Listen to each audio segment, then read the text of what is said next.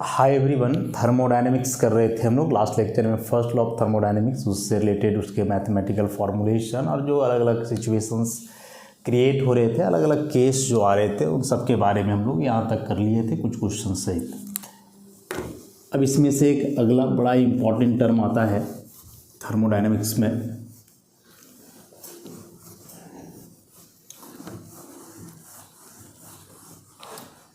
Enthalpy. बड़ा confusion होता है लोगों को कि इंथैल्पी है क्या। तो एक प्रकार का एनर्जी है, किस तरह का एनर्जी है उसे जानना है। इंथैल्पी H से डिनोट करते हैं। ध्यान से समझोगे। मान लिया जाए कोई सिस्टम है, ए या वन कुछ भी मान लो, इसका भी इंटरनल एनर्जी है E1, वॉल्यूम है V1। कोई सिस्टम लिया हमने ए, उसका इंटरनल एनर्जी E1, वॉल्यूम था V1। इस सिस्टम को हम Q अमाउंट ऑफ हीट दे रहे हैं at constant P, pressure constant रखे हुए हैं। तो यह सिस्टम का ट्रांसफॉर्मेशन हुआ और इस सिस्टम बदल गया V में। तो मान लो इसका इंटरनल एनर्जी E1 से हो गया E2, वॉल्यूम V1 से हो गया V2। ऐसा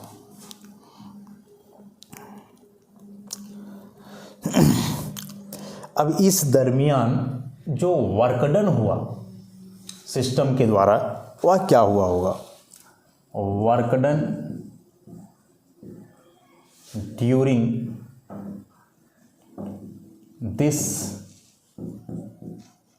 ट्रांसफॉर्मेशन, या जो बदलाव हुआ, बदलाव क्या हुआ कि सिस्टम ए को हमने हीट दिया Q, तो बदल गया सिस्टम B में। भाई कुछ तो वर्क किया होगा ना सिस्टम, तो यह B में कन्वर्ट हुआ होगा।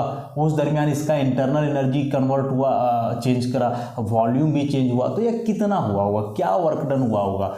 तो पहले भी बता चुके थे इसमें पिछला लेक्चर में कि वर्क डन यहाँ जनरली प्रेशर वॉल्यूम वर्क से रिलेटेड देखा जाता है, जिसका डेरिवेशन हम लोग करने वाले हैं। तो यह वर्क डन जो है W, वह बराबर होगा माइनस P और V2 माइनस V1 का, इसके बराबर हो जाएगा।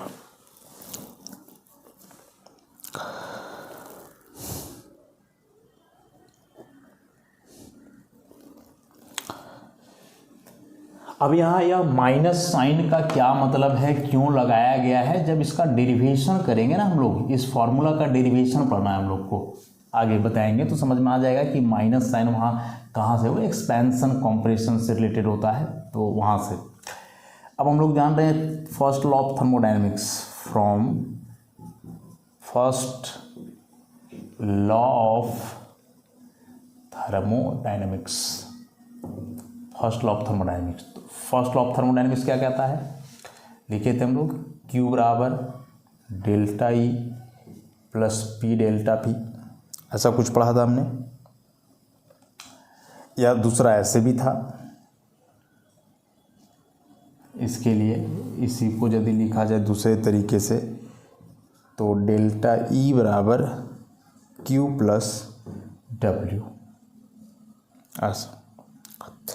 अब यह जो W है इसका वैल्यू यहाँ पुट करो 1 और 2 को कंबाइन करके, तो डेल्टा E इक्वल टू आ जाएगा Q minus P V2 minus V1। अब Q के साथ ही पूरा का पूरा टर्म प्लस में चला जाएगा। WE जैसे हम यहाँ से Q के साथ अभी माइनस में, इधर आएगा तो प्लस में हो जाएगा। तो यहाँ से यदि हम निकालना चाहें Q, तो आएगा delta E plus P V2 minus V1। अब इसी को जरा तोड़ के लिखो, डेल्टा E को लिख सकते हो E2 minus E1, E2 minus E1 final internal energy minus initial, plus P V2 minus P V1। ये हो गया E2, इसको एक साथ लिख दो, plus P V2 minus common ले लो, E1 E1 प्लस PV1 ऐसा। तो ओवरऑल जो यहाँ Q आ गया देखो, E और PV आ गया, इंटरनल एनर्जी और प्रेशर वॉल्यूम वर्क वो Q के बराबर होगा, कहीं तो होगा इंटरनल एनर्जी और प्रेशर वॉल्यूम वर्क। हाँ यहीं से, तो यहीं से इसको यदि हम लोग ऐसे लिखें Q बराबर delta E plus this P delta V, तो E कहीं ना कहीं Q के बराबर हो रहा है। तो वही चीज़ है, बस यहाँ 2 लगा हुआ है तो आप Q2 लगा दो, यहाँ 1 लगा हुआ है तो Q1 लगा दो। तो यहाँ से Q इक्वल टू आ गया Q2 माइनस Q1, और यही Q2 माइनस Q1 को हम लोग लिखेंगे H2 माइनस H1, और यहाँ जो H आया दिस H1 जो कि Q1 के बराबर हुआ, H1 जो कि किसके बराबर हुआ, Q1 के बराबर हुआ, इसको हम लोग कहेंगे टोटल हीट कंटेंट और इंथैल्पी ऑफ सिस्टम ए। उसी प्रकार से H2 बराबर Q2 is the total heat content और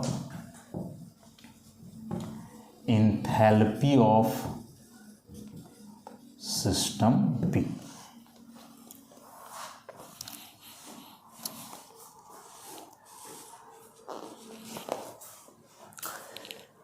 थोड़ा एक बार शुरुआत से चले हम लोग, फिर क्लियर हो जाएगा कि क्या अभी तक किए हम लोग। इसमें इंथैल्पी को समझने के लिए हमने एक सिस्टम लिया ए, इंटरनल एनर्जी उसका था E1, एक कांस्टेंट वॉल्यूम या पर्टिकुलर वॉल्यूम हमने लिया V1।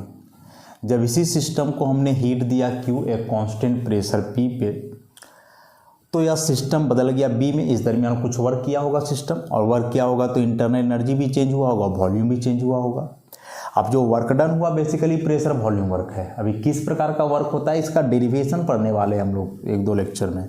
तो W को यहाँ लिख सकते हैं minus P V2 minus V1। V2 is the final volume, V1 is the initial volume and P is the pressure. दोनों का प्रोडक्ट, नेगेटिव साइन क्या है बताएंगे। अब first law of thermodynamics apply करते हैं, तो first law of thermodynamics delta E बराबर Q प्लस W, या Q को हम लोग लिखे थे डेल्टा E प्लस W, वही चीज़ है, वही आना है। अब यहाँ से W के जगह इस चीज़ को लिखो, तो इस हिसाब से हम Q को यदि लिखना चाहेंगे तो माइनस वाला टर्म इसके साथ आकर के प्लस में हो जाएगा, जो आगे भी हमने लिखा है। Delta E is the change in internal energy, जिसको final internal energy minus initial E2 minus E1, PV2 minus PV1। अब ऐसा किए हम लोग कि यह प्रेशर वॉल्यूम और इंटरनल एनर्जी को एक साथ किए, E और PV2 एक साथ, यहाँ से माइनस कॉमन ले लिए तो E1 PV1 एक साथ। Internal energy plus pressure volume work, इसी को तो हम लोग हीट लिख रहे हैं Q। बस यहाँ 2 लगा हुआ है Q2 लगा देंगे, यहाँ 1 लगा हुआ है Q1 लगा देंगे, और इसी Q के जगह हम लोग H लिख रहे हैं ऐसा। तो यह जो H जो कि बेसिकली Q है वह एक सर्टेन कंडीशन पे है, और कंडीशन क्या था, प्रेशर कांस्टेंट। तो एक कांस्टेंट प्रेशर पे किसी भी सिस्टम में जो टोटल हीट कंटेंट होगा वही उसके लिए कहलाएगा इंथैल्पी। और वह जो हीट कंटेंट है वो हम लोग साफ देख रहे हैं, इंटरनल एनर्जी और प्रेशर वॉल्यूम वर्क के बराबर हो रहा है। क्या कहें हम कि एक पर्टिकुलर एक कांस्टेंट प्रेशर पर किसी भी सिस्टम में जो हीट कंटेंट होता है, दैट हीट कंटेंट, जितना हीट उसके अंदर है वही इंथैल्पी है, जो बेसिकली बराबर होता है उस सिस्टम के इंटरनल एनर्जी प्लस जो प्रेशर वॉल्यूम वर्क हो रहा है उसके समेशन का। तो यहाँ से हम लोग डेफिनेशन इसके लिए निकाल सकते हैं, डेफिनेशन निकाल सकते हैं हम लोग कि the sum of internal energy, the sum of internal energy and pressure volume work of a system is called its enthalpy H। Directly अब हम लोग लिख सकते हैं H equal to E plus P V, H equal to E plus P भी।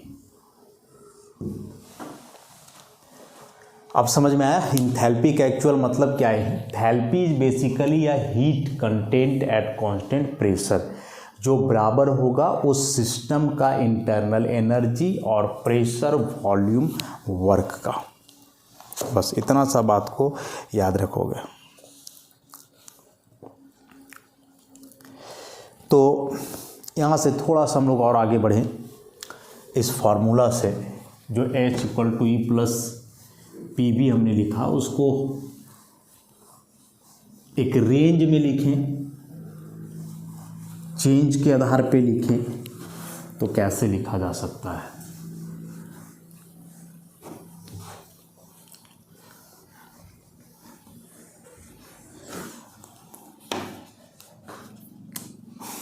We have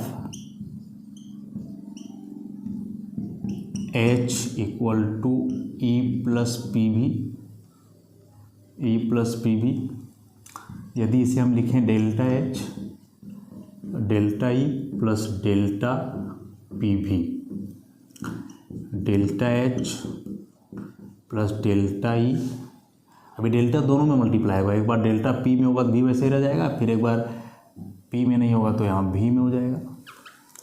अब शुरू में हम लोग लिखे थे कि कांस्टेंट प्रेशर है, तो एट कांस्टेंट प्रेशर, यदि प्रेशर कांस्टेंट है इसका मतलब चेंज इन प्रेशर हो जाएगा zero, delta P equal to zero. और जब ये पूरा टर्म जीरो हो जाएगा तो delta H equal to delta E plus P delta V। साथ ही साथ जो फर्स्ट लॉ ऑफ थर्मोडायनेमिक्स है, फर्स्ट लॉ ऑफ थर्मोडायनेमिक्स, वहाँ से Q बराबर delta E plus P delta V। तो इसके जगह पे हम लोग Q लिख सकते हैं। इसका मतलब हो जाएगा therefore delta H equal to Q but at constant pressure. तो वही तो कह रहे थे हम, शुरू से यही तो कह रहे हैं कि at constant pressure the heat content in your system is equal to its change in enthalpy. यही तो हम कह रहे हैं उस समय से कि किसी भी सिस्टम, चाहे वह सिस्टम कोई रिएक्शन हो, कुछ भी हो, तो एक पर्टिकुलर प्रेशर पे जो हीट होगा किसी भी सिस्टम के पास, वह बराबर होगा उसके चेंज इन एंथैल्पी का। कैसे बराबर होगा इस चीज़ को हमने देख लिया, कर लिया इसे। तो बहुत इंपॉर्टेंट चीज़ था एंथैल्पी, कैसे इसको एनर्जी से कॉरिलेट किए हम लोग, इस चीज़ को भी देख लिया हमने। Very very important. अब है कुछ फीचर्स एंथैल्पी के। ये तो पहले से हम लोग देखे हुए हैं। एंथैल्पी एक स्टेट फंक्शन है, एक्सटेंसिव प्रॉपर्टी है। किसी भी रिएक्शन के लिए एंथैल्पी चेंज निकाला जा सकता है।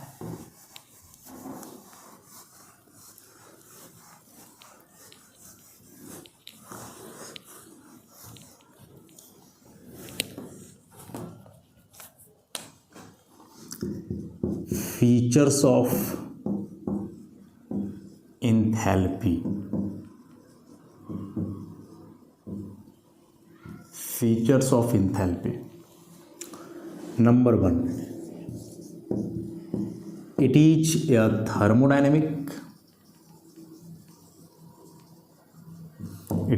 thermodynamic state function.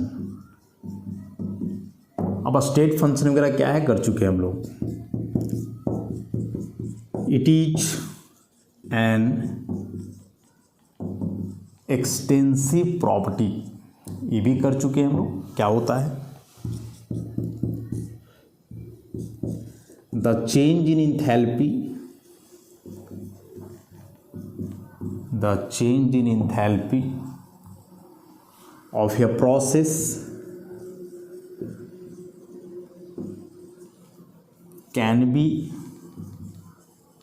determined, change in enthalpy delta H बराबर enthalpy of product minus enthalpy of reactant, where HP is the enthalpy of product, HR is the enthalpy of reactant। तो ये कुछ features हुए। अब क्वेश्चन वगैरह आगे हम लोग सॉल्व करेंगे, इससे तो क्लियर हो जाएगा या क्या है या नहीं है। बस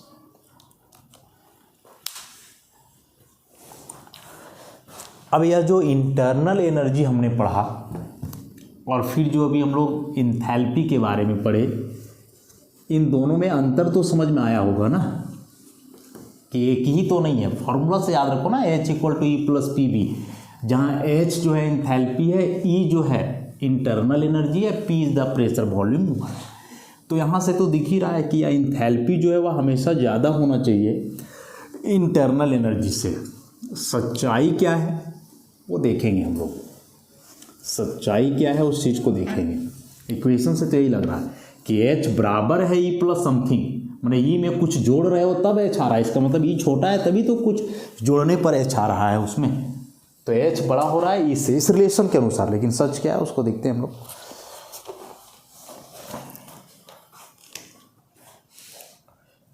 तो next topic, relationship between delta H and delta E। Delta H और डेल्टा E के बीच का रिलेशन क्या है।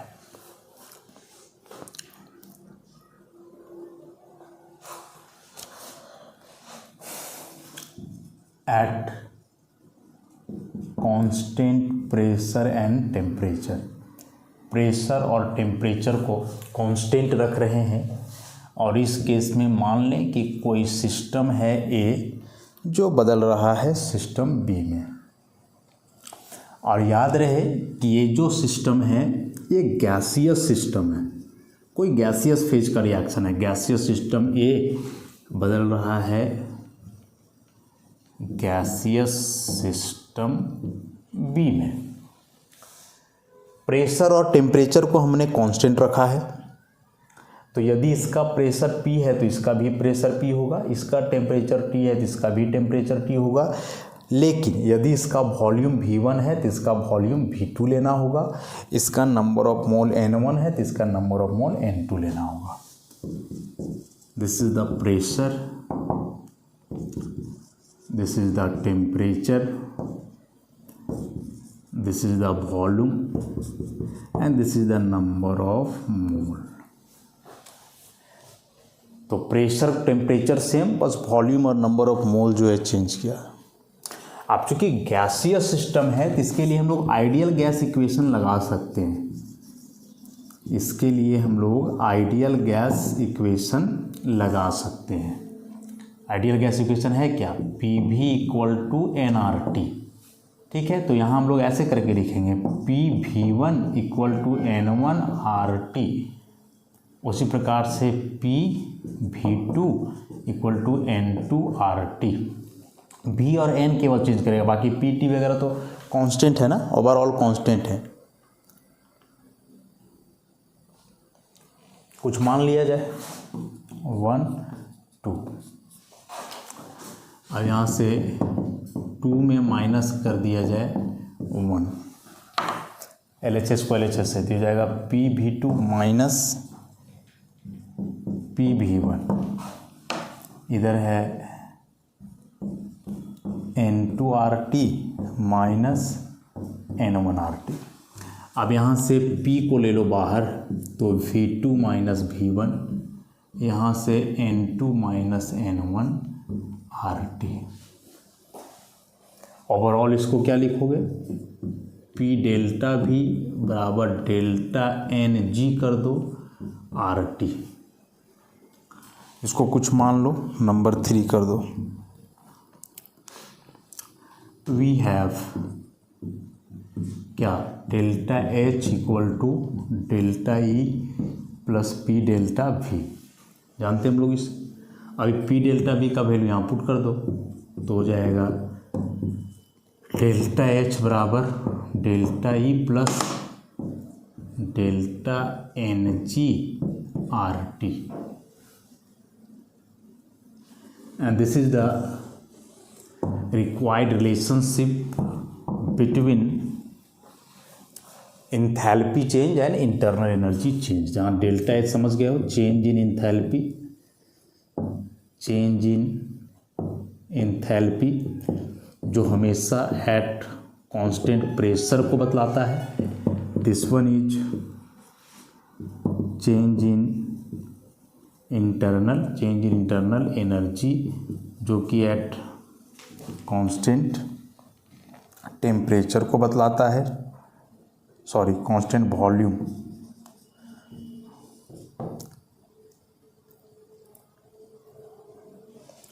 और delta N G is the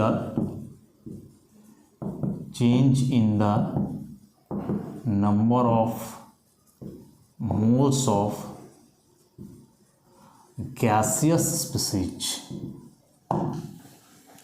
तो यह जो रिलेशन आया ना delta H equal to delta E plus delta N G R T, तो डेल्टा एच को हम डायरेक्ट लिख रहे हैं चेंज इन इंथैल्पी, जिसको आप ऐसे भी लिख सकते हो heat of reaction at constant pressure. वैसे इसको लिख सकते हो heat of reaction at constant volume. वैसे इसको, ये तो ठीक है, change in number of moles of gaseous species, इसलिए यहाँ जी लगा हुआ है, जी इज द गैसियस, आर जान रहे हो universal gas constant, and T is the absolute temperature. बस अब इस पे अलग अलग तरह के केस आएंगे, अलग अलग तरह का केस आएंगे, इससे उसे हम लोग डील करें, कौन कौन सा केस एराइज हो सकता है। बस इस रिलेशन को मेन याद रखना, बड़ा इंपॉर्टेंट है।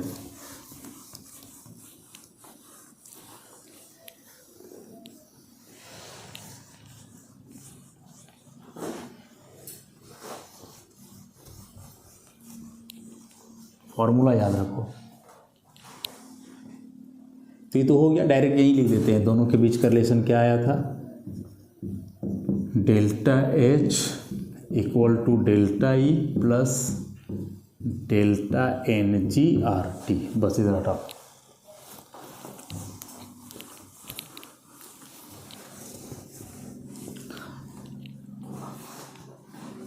डिफरेंट केसेस, अलग अलग केस जो एराइज होंगे उस इक्वेशन से। Number 1, when delta N G equal to 0। जैसे मान लो कोई इस तरह का रिएक्शन है, H2 gas plus I2 gas मिल करके बना है 2HI गैस, ऐसा। अब यह हुआ प्रोडक्ट, ये हुए रिएक्टेंट। डेल्टा एन जी को हम लोग क्या लिखेंगे, number of moles of gaseous product minus number of moles of gaseous reactant. अब गैसियस प्रोडक्ट का नंबर ऑफ मोल्स कितना है, 2 मोल, माइनस इधर 1 मोल इसका 1 मोल इसका, 1 + 1, तो 2 - 2 हो गया 0। तो यदि डेल्टा एन जी 0 आ जाएगा तो इस इक्वेशन से देखो कि डेल्टा एच बराबर जो डेल्टा ई प्लस उतना था, ये तो अब 0 हो गया ना, 0 आर टी। तो इसका मतलब डेल्टा एच बराबर हो जाएगा डेल्टा ई का। मतलब ये हुआ कि यदि इस तरह का कोई गैसियस रिएक्शन हो जिसमें number of moles of reactant बराबर हो number of moles of product का, तो उस केस में जो इंथैल्पी चेंज होता है इस रिएक्शन का वह बराबर होगा चेंज इन इंटरनल एनर्जी का, दोनों इक्वल हो जाएंगे यहाँ। Second case, when delta N G positive हो, डेल्टा Ng पॉजिटिव हो, जैसे PCl5 गैस टूट करके PCl3 gas plus Cl2 gas में कन्वर्ट हो रहा हो।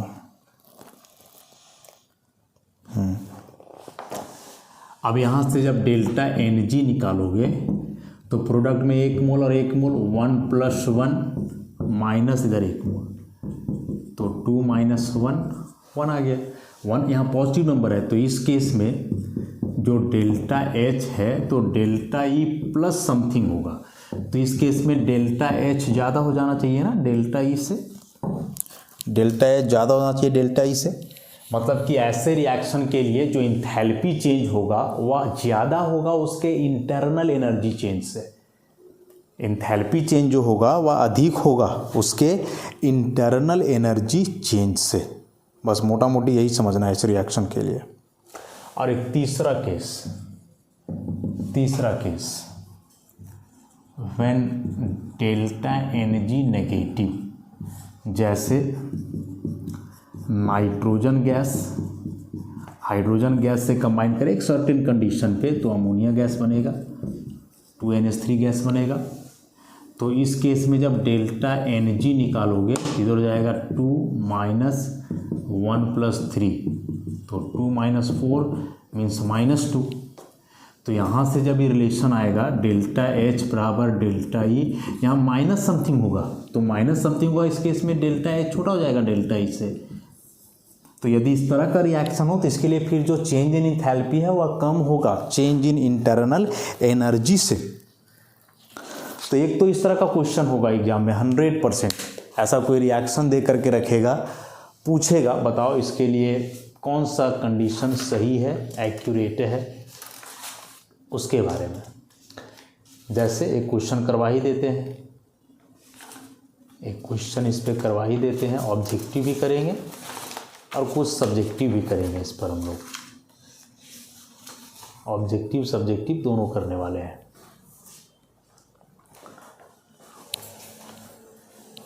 जैसे मान लो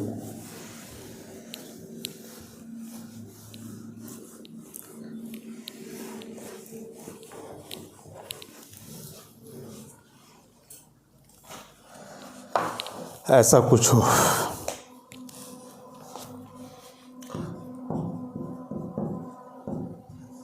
for the reaction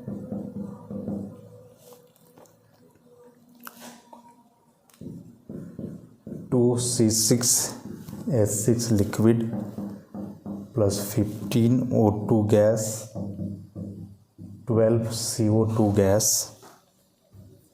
plus 6 H2O liquid,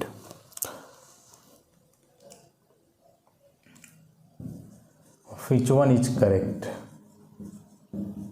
Which one is correct? Option रहेगा delta H equal to delta E, delta H greater than delta E, delta H less than delta E,